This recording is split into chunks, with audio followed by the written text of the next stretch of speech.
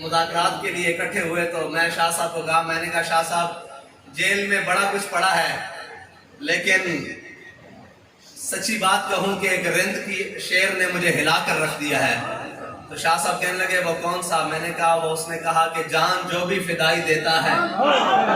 تیرے مکھڑے کی منہ دکھائی دیتا ہے۔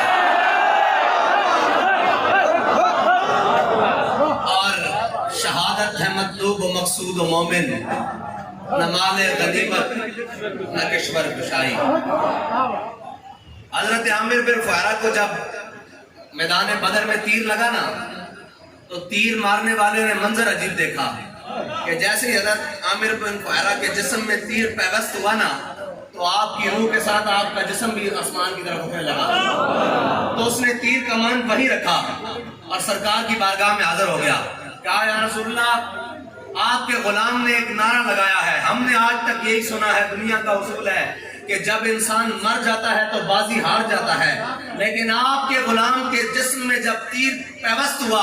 اور خون کا فوارہ بلند ہوا تو اس نے کہا فزت برب الکعبہ، اللہ کی قسم میں تو بازی جیت گیا۔